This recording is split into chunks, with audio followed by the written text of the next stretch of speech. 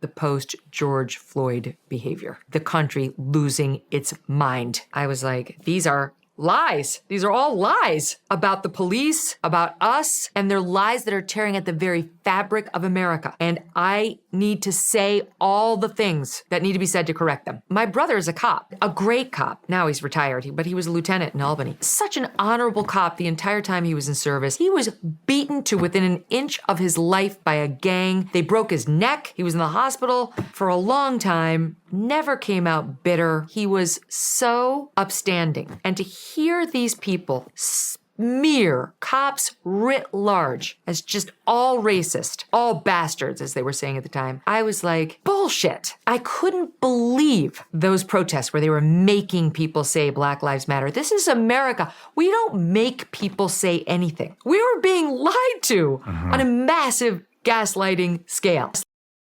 Most leftists vote for abortion. They're obsessed with abortion. Man, that's a big issue for them. They love abortion. So that's their top priority, and they're voting based on that. Man, like, what's happening to these kids? I know. And love bombing them into LGBTQ, LMNOP, whatever they're calling it today. It's like there's a recruitment going on in school. Like, how can you be for that shit? How can you be for MAPS? Right. Minor attracted persons. No. Are they uninformed? Do they not know this is happening? This is like the time when we used to lobotomize people who were a little slow. What a stain on our record as Americans and on the medical community. And we're kind of doing that right now. It's the same thing to children. We're not lobotomizing them, but we're sterilizing them. We're chopping off their body parts. We're ending their sex life, any chance at a normal sex life. Most people don't realize if you go from puberty blockers to cross-sex hormones directly, you're probably going to be sterile and you'll never achieve orgasm. What in the actual... And they want to tell us that's informed consent that a 12-year-old can give.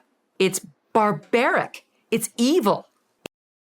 Now we have more fentanyl on our streets, killing more kids than ever before in the U.S. We've got more rapists in our streets. We've got more murderers. We've got more heroin. We've got more cocaine. We have more violent crimes. And what does Joe Biden go up and tell the world the other day from the Oval Office after he decided not to run for president? Border crossings are the lowest they've ever been in my presidency than ever before during Trump. And the media printed it. I saw that. I like to think everybody knows that's a lie. I know there's a good portion of this country that will read whatever that print is and take it as gospel. But that's the power of your program. That's the power of your show. You don't have just the goobers in D.C. watch it. You're so expansive, from military to sports to entertainment to Hollywood to everyday Americans that are so fed up with that garbage that they're actually getting educated. I got you something. Oh. You heard of that? Yeah, that's awesome. The unplugged phone? Yeah. So there's no advertising ID from Facebook, Google. I love it. Any of those other places. Thanks, man. You're welcome. This is great. Hopefully that'll help you with... Oh, I'm going to start using it right away.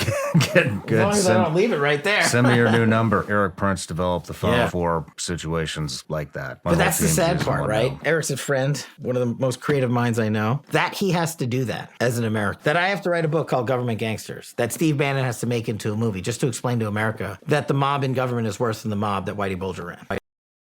They go to D.C., they get brought into the skiff at some point in time, and they get told, some really compelling information, I'm sure. And the next thing you know, they're voting in accordance with exactly what, the military-industrial complex, the foreign aid machinery wants. Whereas I think if you have more people who are from that world and well-versed in it, we can kind of call them on their BS and say, like, okay, wait a sec, what is this information? What's the plan? How will sending hundreds of billions of dollars every year to Ukraine, for instance, how will that change the actual stated outcome? Ask real hard questions so that we can actually start allocating a lot more resources towards the American people. Because I think especially in our lifetime, post 9/11, the way that we've focused exterior on the rest of the world's security, that's put the American people last. And I think a lot of that is coming home to roost right now. But I think it's hard for folks who aren't from that world and well-versed in the national security state just to understand exactly how we, the people, are being scammed by our government. Man, that's a damn good point. I didn't think about the military-industrial complex.